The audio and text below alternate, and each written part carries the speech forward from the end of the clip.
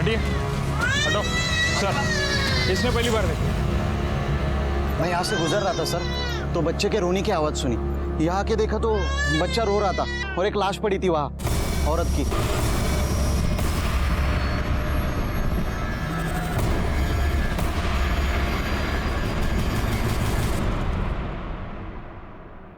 गला घोंट कर मारा गया है।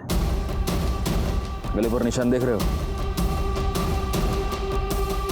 कुछ पता चला ये कौन है? जी सर, पता किया। ये प्रोस्टिट्यूट है, हाईवे पे धंधा करती थी। बैकवर्ड, पिछले हफ्ते में जिस औरत की डेड बॉडी मिली थी वो भी तो प्रोस्टिट्यूट थी। जी सर। ठीक है, फॉरेंसिक को बुला और इसकी लाश पोस्टमार्टम के लिए भेज दो। सर।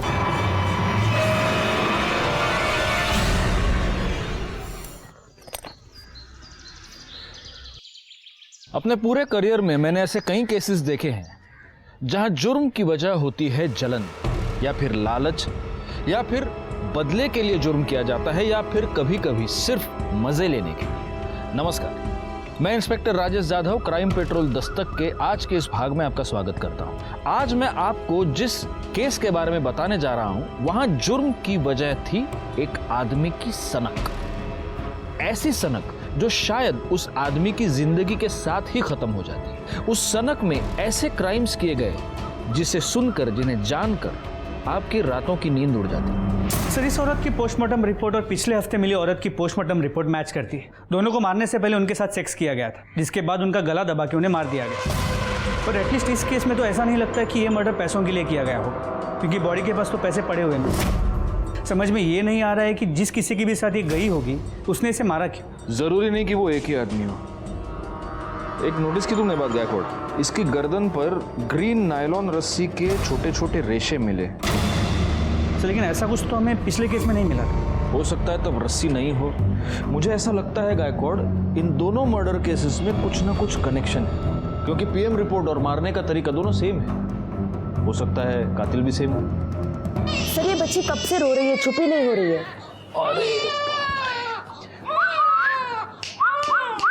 अरे ए सोनू, ए इकडे बघ, इकडे बघ, इकडे बघ। आले आले आले। हंसी। माँ की गोद की आदत पड़ गई है इसको। गायकवाड़, एनजीओ वालों को बोल दो कि इसको आकर ले जाए। जी सर, बता दिया।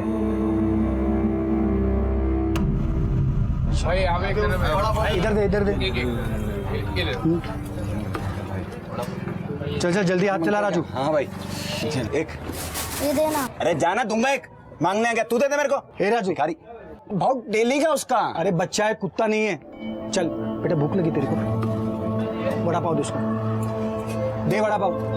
ले भाई, और दू क्या? चल काम कर, चल जल्दी जल्दी कर। अरे भाऊ, याद है वृंदा बहिनी का फोन आया था? अरे हाँ, वो मेरा बात हुआ, वो सुबह मिल नहीं पाया ना, बस वही बोल रही थी। और ये क्या है, तुम्हारा वहीनी वहीनी लगा रखा है, अभी तक लगन नहीं हुआ मेरा और उसका। तो भाव नहीं हुआ तो हो जाएगा ना। आई, जो महेश अंकल ने चॉकलेट दी थी ना, वो मुझे दो ना। चॉकलेट चाहिए तुझे? देती हूँ।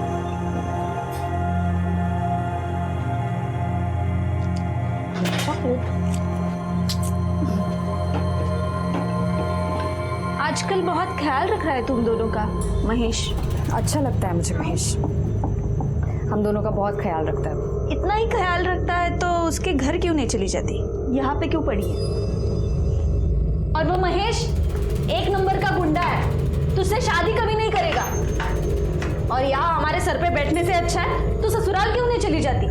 वहां जा, अपना और अपनी बेटी का हिस्सा मांग। अगर काय बोलती है तू?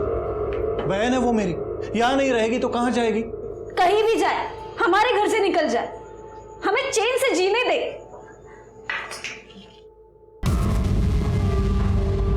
लो, नाम लिया और हाजिर हो गए। इन्हें लेने आए हो, लेके जाओ, जाओ।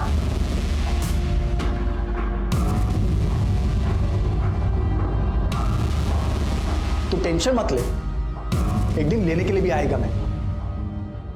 तब तक इनके यहाँ रहने से तुम लोगों को तकलीफ नहीं होनी चाहिए, क्योंकि प्रतीक के बाप का घर नहीं है, सिर्फ वृंदा के बाप का भी घर है।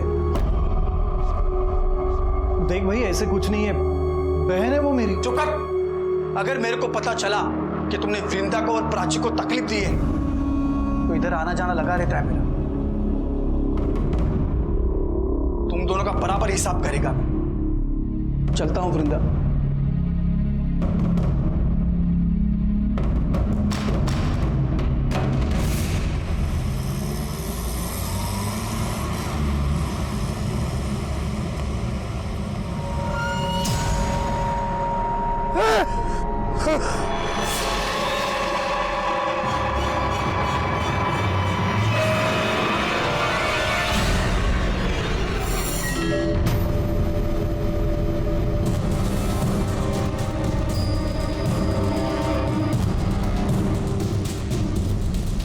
गले पर निशान देख रहे हो? इसको भी गला घोंट कर मार दिया गया है। मतलब चांसेस है कि ये भी प्रोस्टिट्यूट हो सकती है। अगर ये है तो फिर ये कोई ऐसे सीरियल किलर का काम है जो सिर्फ प्रोस्टिट्यूट्स को अपना टारगेट बना रहा है। मगर वो इन्हें मार क्यों रहा है? क्या मोटिव हो सकता है?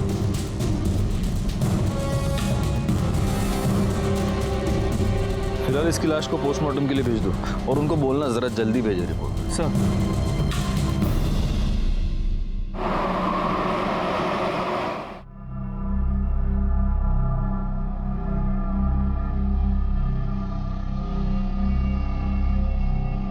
मंग्या की आई कह रही थी आज हाईवे पे एक और औरत की लाश मिली है। चांदनी, हसीना और अब पिंकी। ऑफ कोर्स ये इनके असली नाम तो नहीं होंगे।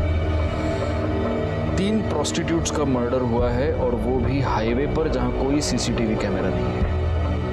बहुत ही प्लानिंग से ये सब कर रहा है गायकवाड़।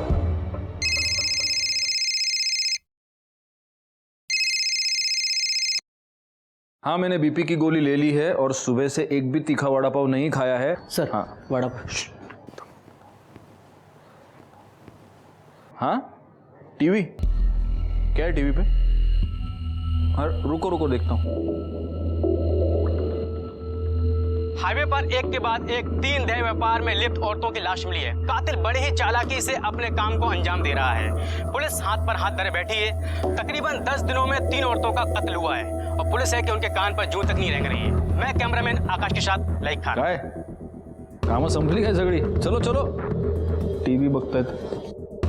शोभा, ये बताने के लिए फोन किया तुमने मुझे? अरे बाबा, रिपोर्टर अपना काम कर रहा है, मैं अपना काम कर रहा हूँ। हाँ चलो, रखो फोन अभी।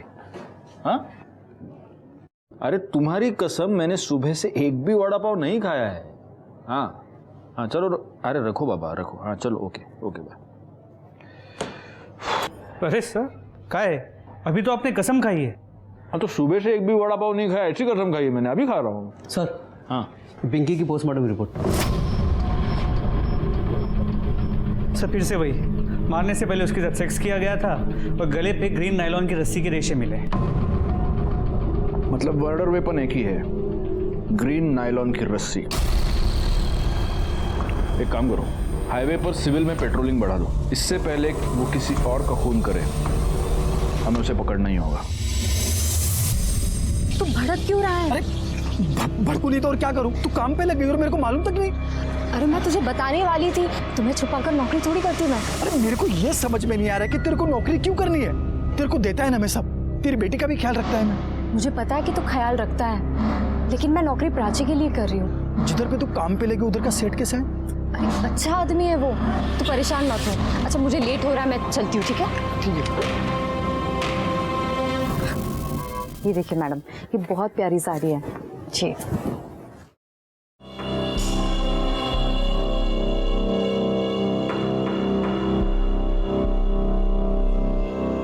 अब पैसे काउंटर पे दे दीजिए।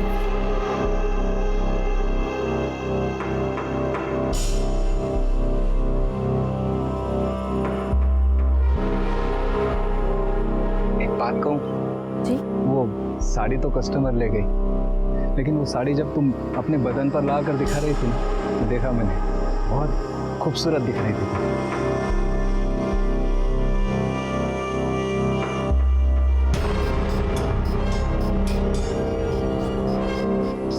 वैसे सोचता हूँ वैसी सेम साड़ी तुम्हें गिफ्ट दे दूँ। पर अगर मैं तुम्हें साड़ी गिफ्ट दूंगा तो तुम्हें भी तो मुझे कुछ देना पड़ेगा ना, समझ रहे हो ना? पगार भी बढ़ा दूंगा।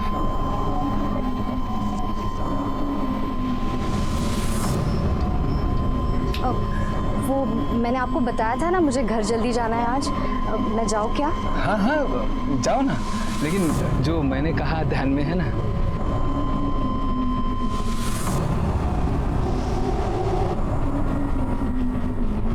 महेश, कितने बार बताऊं मैं तुम्हें, वो सेठ के साथ मेरा कोई चक्कर नहीं है।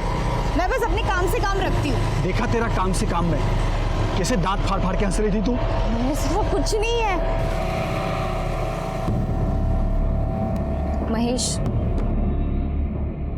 वो खुश था क्योंकि मैंने आज सेल अच्छी की थी। वो बस मेरी तारीफ कर रहा था। देख, तू अगर मेरे को धोखा देगी ना तो मैं महेश, मैं तुम्हें धोखा क्यों दूंगी?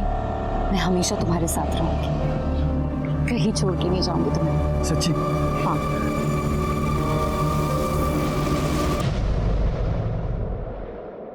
दीपा, ए दीपा, सुन तो, या देख दीपा, अच्छी तरह से बता रही हूँ, तेरी वो विधवा ननद वहाँ गली में उस महेश के साथ गुलछर्रे उड़ा रही है। अच्छा दिखता है ये? आखिरी बार समझा रही हो? ये सब यहाँ नहीं चलेगा, अच्छे से समझा दो उसको। बहुत हो गया अभी, और नहीं सहन कर सकती मैं। बहुत सही। दीपा, अरे मेरी बात सुनो, इतनी छोटी बच्ची लेके कहाँ जाएगी ये? जहाँ जाना है जाए, और वो है ना उसका यार महेश, वो देख लेगा। दीपा, मेरी भांजी है वो। चलो बेटा, हो गया। अरे वो छोटी बच्ची है। चलो चलो चलो, बहुत सुन लिया मैंने। दीपा, मेरी बात सुनो। मैंने बहुत सुन मेरी लिया। बहन है ये। बिल्कुल। दीपा,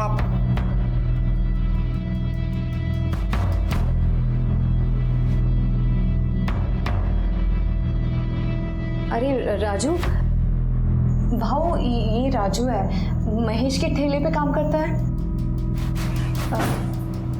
हाँ, क्या है राजू?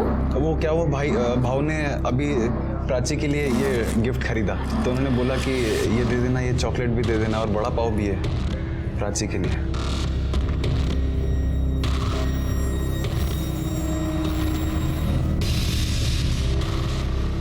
मैं चलता हूँ। चलता हूँ। देखा, अब ये और इसका यार हमें हमारे घर से कब निकल देगा ना, पता भी नहीं चलेगा।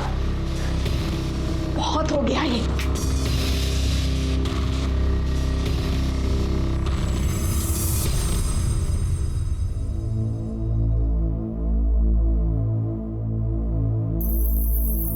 देखा है वृंदा को?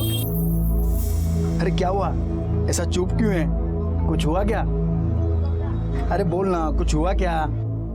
भाव, वृंदा बहनी के साथ कुछ ठीक नहीं हो रहा उस घर में।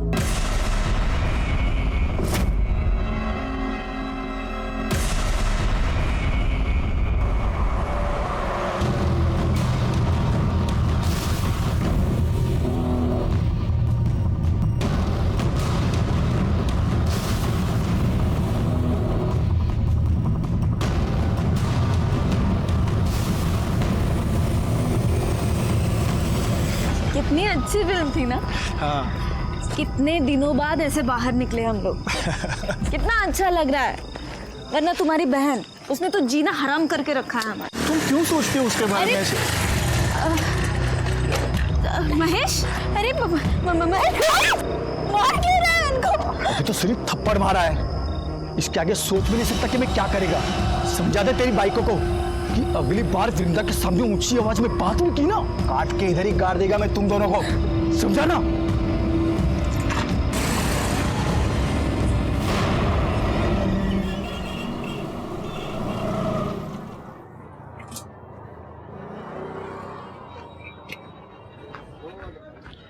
क्या भाव, क्या बात है?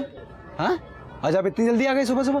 अरे दिन में काम से जाना है, सोचा जल्दी जाके गाड़ी लगा देता हूँ, लेकिन देखना गाय गाय में पूरा तेल गिर गया। अरे भाव, बिंदास जाओ। अरे आप बिंदास जाओ, मैं संभाल लेगा। जाओ। पक्का संभाल लेगा ना? भाव, आप बिंदास जाओ, मैं संभाल लेगा सब कुछ। दो। ठीक है।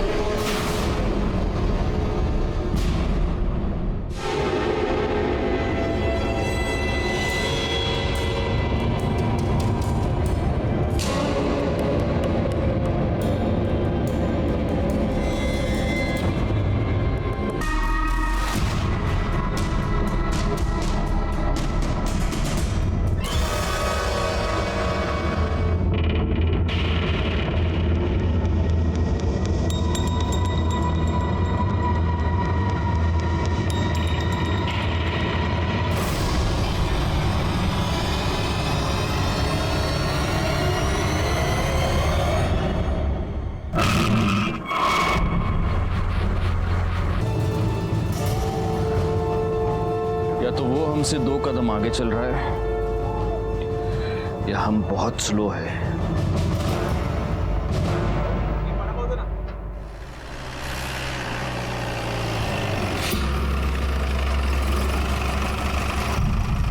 क्या हुआ सर, यहाँ क्यों रुके? दिमाग काम नहीं कर रहा। वडापाव खाते गायतोंडे सगळ्यांसाठी वडापाव सांगा हां, आणि माझ्यासाठी एक्स्ट्रा चटणी आणि मिरची। अरे सर, आप ये क्या कर रहे हैं? आपके लिए वड़ा पाव मना है, वो भी तीखा। मेरे लिए थोड़ी है, तुम्हारे लिए मंगा रहा हूँ। आओ। वड़ा पाव बन। हाँ, और एक में थोड़ा ज़्यादा चटनी डालना और मिर्ची भी देना। हो साहब, ठीक है। हो साहब। क्या सगळ्यांनी ये आपका चटनी वाला।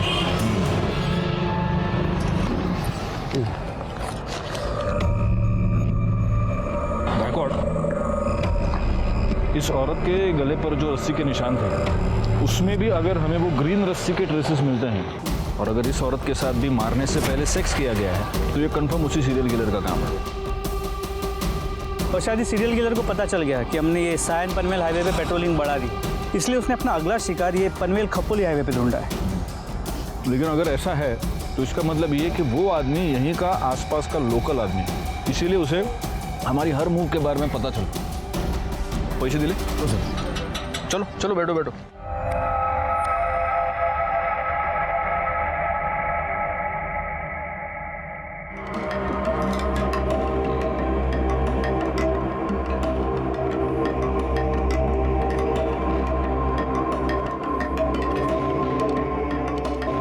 तुझी गाड़ी है करे? हो साहब। पावती है ना साहब?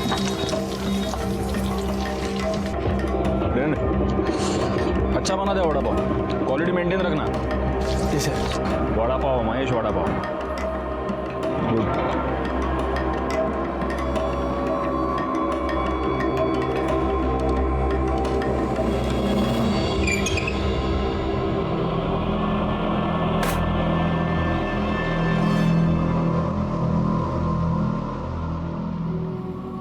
आज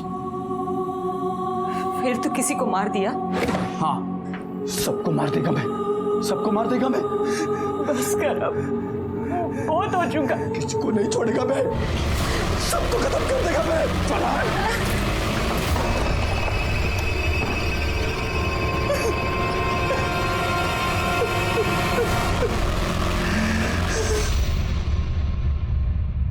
सर, ये जो लास्ट बॉडी हमें मिली है, सुना है इसका नाम रानी है, लेकिन हो सकता है कि ये भी गलत नाम। और इसके साथ भी मर्डर से पहले सेक्स हुआ है और इसकी गर्दन पर भी ग्रीन नायलॉन रस्सी के ट्रेसेस मिले हैं ना। मैं तुमको कह रहा हूँ गायकवाड़, इन चारों का खून एक ही रस्सी से एक ही आदमी ने किया है। लेकिन सर, डीएनए रिपोर्ट के मुताबिक इन चारों औरतों में जो सीमन सैंपल मिले हैं वो अलग अलग है। मतलब सेक्स वर्कर होने की वजह से इन्होंने शायद सेक्स किसी और आदमी के साथ किया है और इन्हें मारा किसी और आदमी ने।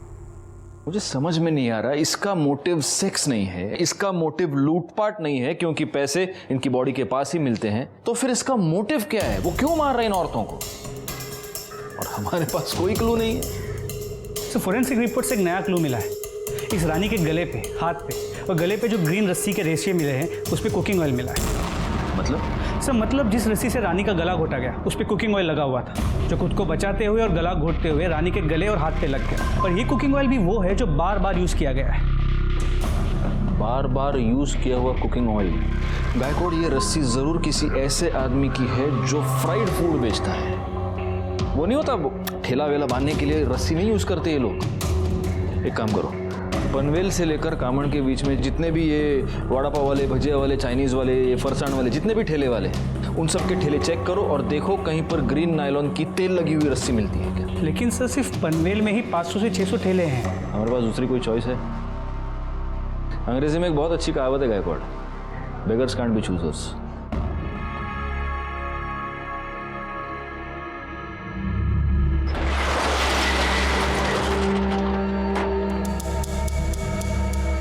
शटर क्यों बंद किया? तुमने तो कहा था ना कि बदले में कुछ दोगी, तो अब ना मत करना। छोड़ो मेरे हाथ। देखो मैं चिल्लाऊंगी।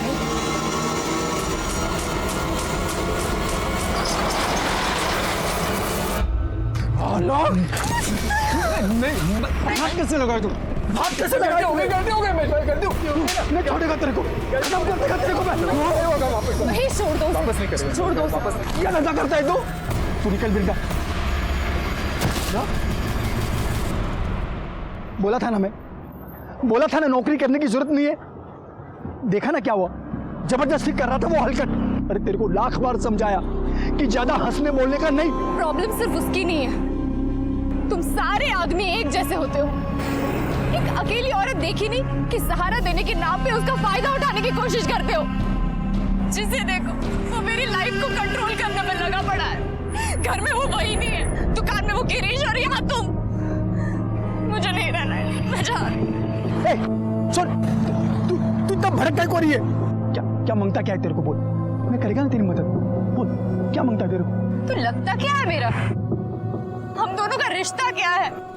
रिश्ता मांगता है? मैं करेगा तेरे साथ शादी। क्या बोलती है? तो सचमुच मेरे साथ शादी करेगा? तू सिर्फ हाँ तो बोल, मैं कभी भी तेरे घर रिश्ता लेकर के आ जाऊंगा। और वो तेरी एड़ी वही नहीं है ना, वो खुशी के मारे नाच उठेगी कि चलो अच्छा हुआ पीछा छूटा। अरे अब तो हंसो पहुंच देना। अरे हंसना, अभी करेगा ना मैं तेरे साथ शादी।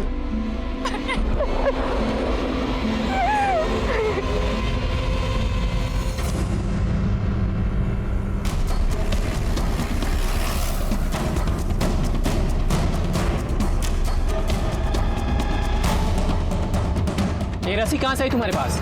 साहब वो मैंने कुछ दिन पहले खरीदी थी। प्लास्टिक बांधना पड़ता है ना, नहीं तो बारिश में पानी अंदर आ जाता है, इसलिए। शिरके। जी सर। ग्रीन नायलॉन की रस्सी ढूंढनी है, पीली नहीं। Okay sir. साहब मैं तो इधर भाखड़े पर ही था, ये रस्सी तो बहुत पुराना हो गया है, मेरे को नया लेने का था। कहीं ऐसा ना हो कि अभी बांधा और अभी टूट जाए। उसमें से थोड़ा सैंपल के लिए हम लेके जा रहे हैं, ठीक है? ठीक है साहब।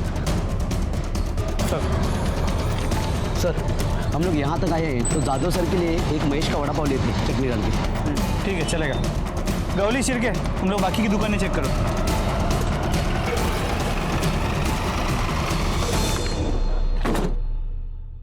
सर, ये तो बंद है। किधर? ये महेश किधर गया? बंद क्यों है? साहब महेश भाऊ ने आज जल्दी बंद किया, उनको किधर काम से जाना था आज। बहुत ज्यादा प्रेशर बना था हम पर इस केस को सॉल्व करने का। समझ नहीं आ रहा था क्या करें, क्योंकि इस केस में कोई भी सॉलिड लीड नहीं थी हमारे पास। कहने को इंफॉर्मेशन तो बहुत थी, लेकिन उसके आधार पर किसी भी नतीजे पर पहुंचना मुश्किल था, सिवाय इसके कि एक सीरियल किलर था जो हाईवे पर एक के बाद एक सेक्स वर्कर्स का खून कर रहा था। और तभी एक ऐसी घटना घटी जो इस प्रोस्टिट्यूट वाले एंगल से अलग थी। वृंदा?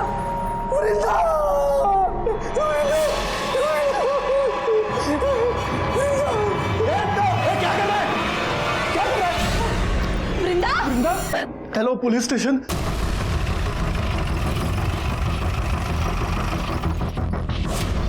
चलिए हटिए।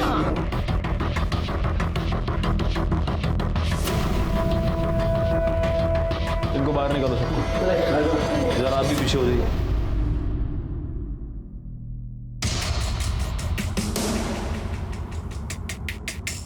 बैकवर्ड।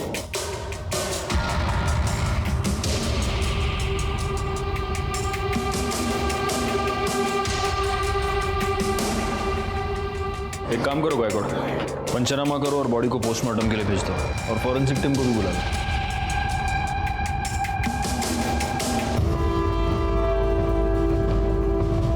तू वो वड़ा पाव वाला है ना?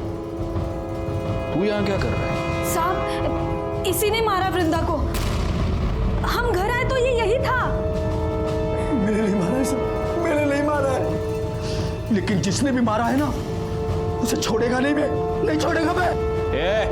चुप, घेऊन जायला। नहीं छोड़ेगा मैं, नहीं छोड़ेगा मैं। मैंने पहली बार वृंदा में ही देखा कि माँ क्या होती है। उसने अपनी इज्जत भी संभाली और अपनी बच्ची के लिए खड़ी भी रही। मैं बोला उसको सब खर्चा दूंगा मैं, फिर भी अपनी बेटी के लिए उसने नौकरी की और उस हरकत गिरीश के वहां वो नौकरी पे लग गई। ये इतनी अच्छी लगती थी वृंदा तो उसको मारा क्यों? मैंने नहीं मारा साहब उसको, लेकिन जिसने भी मारा होगा ना साहब, उसको नहीं छोड़ूंगा मैं। अच्छा, तो उसका भाई, उसकी भाभी सब झूठ बोल रहे हैं। तू वृंदा को परेशान करता था, उसको धमकी देता था। मैंने वृंदा को धमकी नहीं दी थी साहब।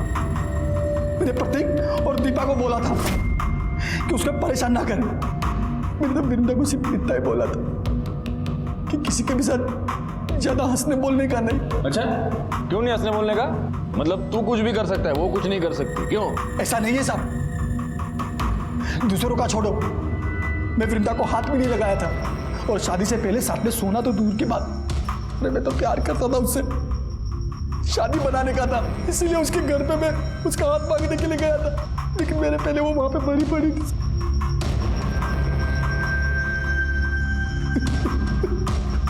हाथ मांगने गया था? हाँ साहब, करीब 2 बजे के आसपास वृंदा का मेरे को फोन आया था। हाँ हेलो महेश, आज तुम शाम को 4 बजे घर आ सकते हो? अरे शाम को कैसे आएगा मैं, इधर धंधा कौन संभालेगा? शादी की बात करने के लिए तुम एक दिन जल्दी दुकान बंद नहीं कर सकते क्या? तुम मेरे को शादी के लिए बुला रही है? मैं गाड़ी बंद करके घर गया, कपड़ा बदली किया, उसके घर के लिए निकला। जब घर जाके देखा तो वो पहले से मरी पड़ी थी साहब। कितने बजे पहुंचा उसके घर? 4 बजे पहुंचा होगा साहब, तब तक वो मर चुकी थी। मैंने कुछ नहीं किया साहब, आपको पूछ रहा है तो राजू से पूछ लो साहब। चल चल, मैंने मान लिया कि तूने वृंदा को नहीं मारा। किसने मारा? उसके भाई और भाभी ने मारा होगा साहब, क्योंकि उनको लगने लगा था कि वृंदा उन पे बोझ बनती चली जा रही है, और उन दोनों ने भी नहीं मारा होगा ना साहब, तो उस हलकट गिरीश ने मारा होगा उसे। सर ऐसी कोई बात नहीं, किसी ने आपको मेरे बारे में गलत बोला है, मैं उससे बहुत अच्छे से बात करता था। एक अच्छा है, तेरे दुकान में सीसीटीवी है, दिखा, फुटेज दिखा, सब पता चल जाएगा किससे कैसे बात करता है। इसमें ये क्या, चेक करो जरा। पासवर्ड क्या है? सर अरे पासवर्ड क्या है? सर वो मुझे अच्छी लगती थी, लाइन भी देती थी मुझे, तो मुझे लगा सब। तेरे दुकान में ग्रीन कलर की रस्सी है? ग्रीन क्यों सर? तू नहीं बताएगा। गायतोंडे सर, जरा शोधा सगळीकडे, देखो रस्सी मिलती है क्या? नहीं है सर। वैसे काफी रंगीन, काफी शौकीन आदमी लगता है तू। हाँ, उधर तो जाता होगा? किधर सर? उधर प्रोस्टिट्यूट्स के पास। अरे नहीं सर, मैं वैसा आदमी नहीं हूँ। वैसा आदमी नहीं है? नहीं सर। तो वैसा आदमी है?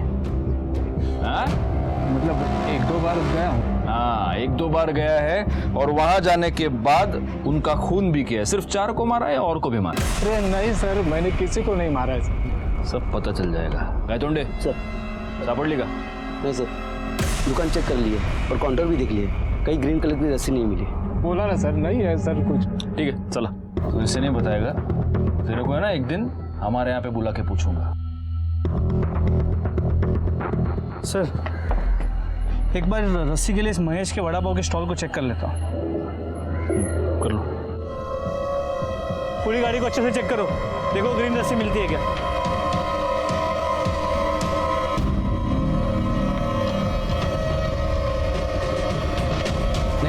नहीं है सर। सर, वृंदा की पोस्टमार्टम रिपोर्ट, इसके मुताबिक वृंदा के गले पे भी नायलॉन के ग्रीन कलर के रस्सी के ट्रेसेस मिले। मतलब हो सकता है कि ये भी उसी सीरियल किलिंग का हिस्सा हो। लेकिन वृंदा तो प्रोस्टिट्यूट नहीं थी, और उसका मर्डर हाईवे पर नहीं, उसके अपने घर में हुआ है। जी सर।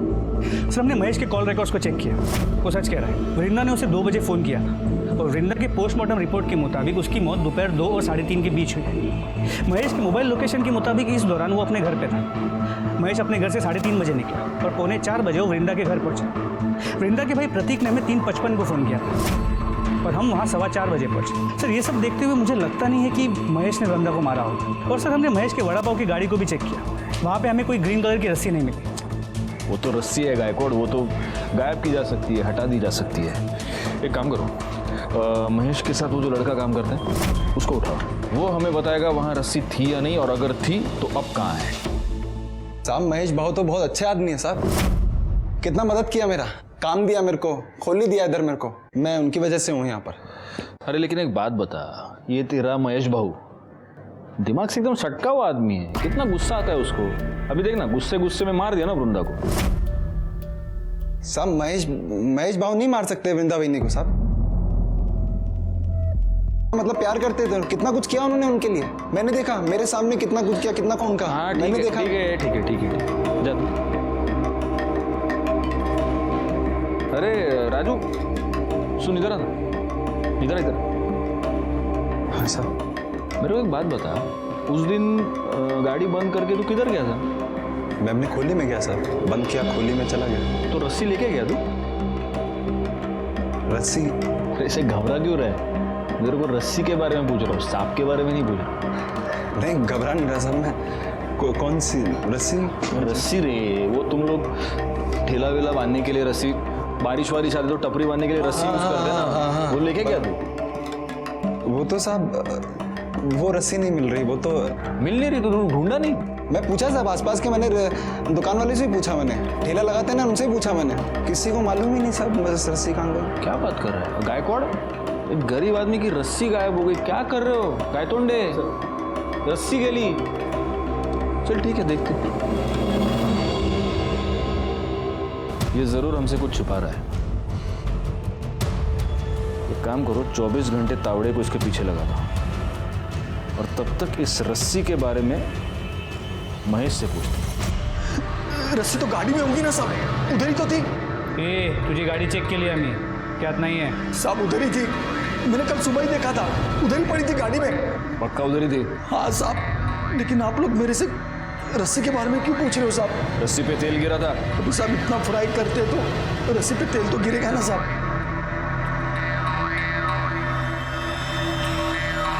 साहब अभी तो आपको पता चल गया ना मैंने कुछ नहीं किया है साहब, फिर तो मेरे को छोड़ दो साहब। और साहब मैंने कुछ नहीं किया है साहब। सर, ये गिरीश के कॉल रिकॉर्ड्स। सर, इस कॉल रिकॉर्ड के मुताबिक वृंदा के मर्डर के वक्त, मतलब दोपहर को 3:20 से 3:35 के बीच, ये गिरीश वृंदा के घर के आसपास ही था। उतला देना। इधर देख इकडे बघ।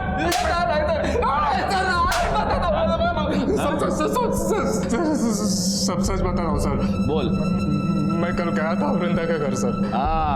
उसे माफी मांगने गया था और उसे वापस जॉब के ऑफर देने, क्योंकि वो मुझे अच्छी लगने लगी थी। उसको मिस कर रहा था सर मैं, पर मैं जब उसके घर के पास पहुंचा तो मैंने एक आदमी को वहां से भागते हुए देखा। दरवाज़ा खुला था सर, जब मैं अंदर गया तो देखा वृंदा जमीन पर मरी पड़ी है। मैं बहुत डर गया था सर, इसीलिए पहले झूठ बोला। सर मिर्ची लेके आओ, मिर्ची। ये अभी मिर्ची खा के ही सच बोलेगा। अरे सर आप मिर्ची क्या, मुझे गोली भी मारेंगे तो मैं यही बोलूंगा सर, क्योंकि यही सच है। तूने किसी को भागते हुए देखा? किसको देखा? हाँ, वही आदमी था जिसने तेरे साथ झगड़ा किया था वृंदा के ऊपर से? नहीं सर, कोई दूसरा था। अरे दिखता कैसे था बोलना? सर 24-25 साल का आदमी था, लंबी नाक की पतली दाढ़ी थी सर, दुबला पतला था। ये था? हाँ सर, यही था।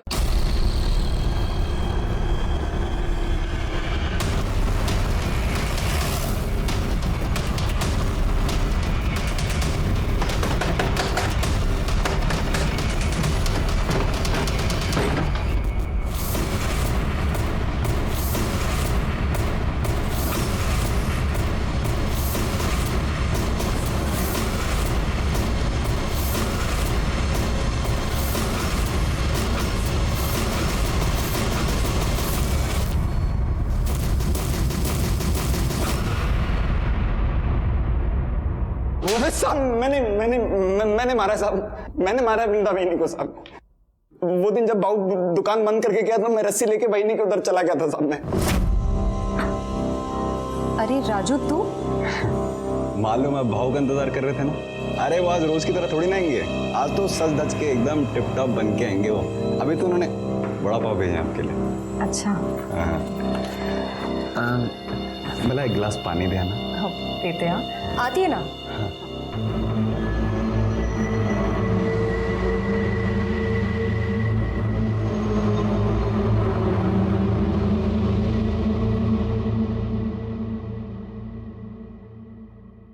अरे ये कहाँ गया?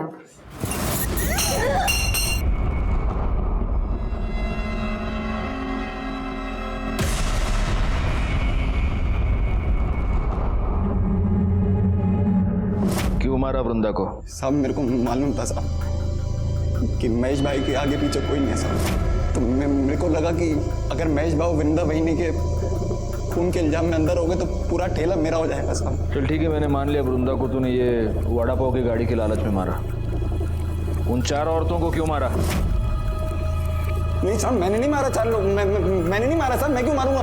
झूठ बोल रहा है। अरे साहब मैं झूठ नहीं बोल रहा, मैं तो सच बोल रहा हूँ अभी। महेश भाऊ ने मारा। मेरे को मालूम है साहब, वो रस्सी लेके हमेशा जाते थे सर किधर को भी। मैं सोचता था किधर जा रहे हैं रस्सी लेकर, एक दिन तेल गिर गया उसके ऊपर साहब। वो निकले, मैं उनके पीछे पीछे गया और मैंने अपनी आंखों से देखा था। उस दिन मेरे को मालूम चला था कि हाईवे पे जितनी भी धंधे वाली मरी है उनको भाव ने मारा। मेरे को तभी आइडिया आया साहब, मेरे को लगा कि मैं उस रस्सी से मैं। अरे तो तेरे को ये आइडिया नहीं आया कि अगर तू ये बात हमको बताता तो महेश वैसे भी अंदर जाता, फिर सारा धंधा तेरा हो जाता? ये समझ में नहीं आया तेरे को? साहब मेरी मद्दी मारी गई थी। मैं साहब मेरे को लगा कि हो जाएगा। मैं पागल आदमी, गरीब आदमी, मेरे को लगा साहब, मैं सच कह रहा हूँ साहब।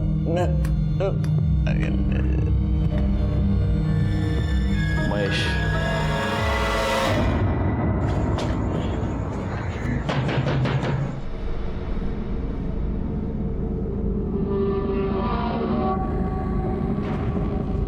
मेरे को मालूम था ये दिन जरूर आएगा, पर महेश कभी मेरी बात सुना ही नहीं।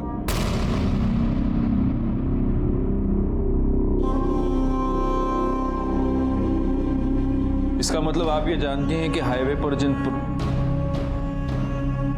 औरतों के खून हो रहे हैं वो आपका बेटा ही कर रहा है। जी साहब। तो आपने ये बात कभी पुलिस को बताई क्यों नहीं? अब बेटा है मेरा, मैं कैसे बता दे?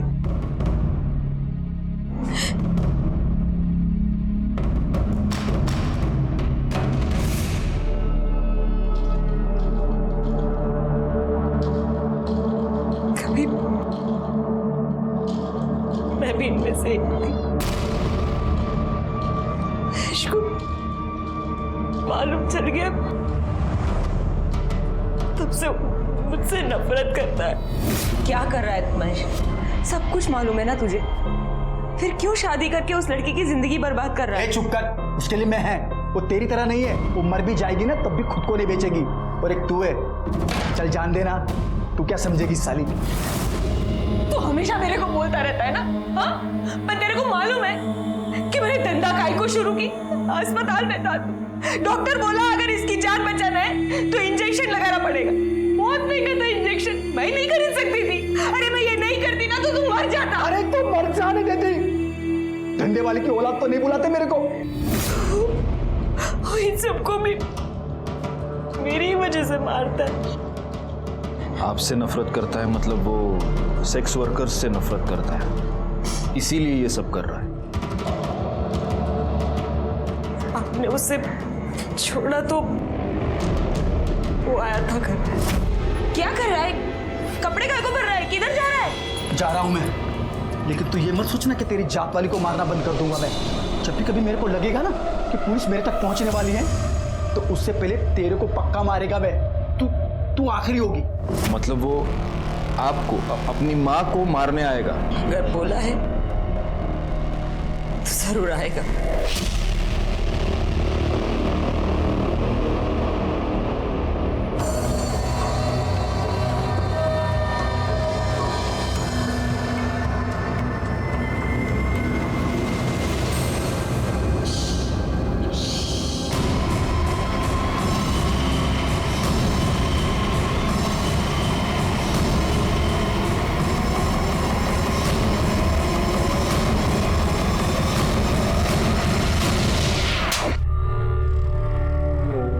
मैं 12 साल का हुआ जब मेरे को मालूम पड़ा कि मेरी आई क्या काम करती है। तुझे पता है तेरी आई क्या काम करती है? तेरे घर पे कपड़े और खाना लाने के लिए पैसे कहाँ से आते, कभी सोचा है? क्योंकि तेरे तो बाबा भी नहीं है। मुझे इतना पता है कि मेरी आई काम करती है, तो फिर काम करके ही आते होंगे। देखना है तुझे? चल तुझे दिखाता हूँ।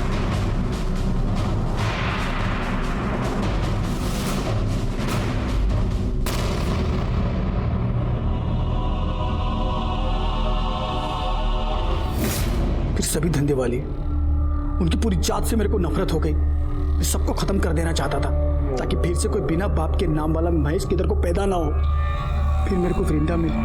मेरे को लगा सब लोगों की माफी मेरा भी एक नॉर्मल लाइफ हो सकता है, पर राजू ने वो भी खत्म कर दिया। आखिर यह केस सॉल्व हो गया और सीरियल किलर महेश को पकड़ने में हम कामयाब हो गए। बड़ा दुख हुआ उन बेकसूर औरतों के लिए जिन्हें महेश ने मार दिया था, क्योंकि भले ही महेश की अपनी एक दुखी कहानी थी, लेकिन उन औरतों की हालत भी कोई बहुत अच्छी नहीं थी। 150 रुपए के लिए वो अपने आप को बेचने पर मजबूर थी। और सबसे ज्यादा दुख हुआ महेश की मां सपना के लिए, जिसने अपने बेटे के लिए अपने आप को बेचा, लेकिन उसी की वजह से उसका बेटा शर्मिंदा था और अंत में एक भयानक कातिल बन गया। खैर, मैं इंस्पेक्टर राजेश जाधव आपसे विदा लेता हूं। दोबारा मिलूंगा, तब तक सतर्क रहिए और देखते रहिए क्राइम पेट्रोल दस्तक, क्योंकि मकसद बताना नहीं, बचाना है।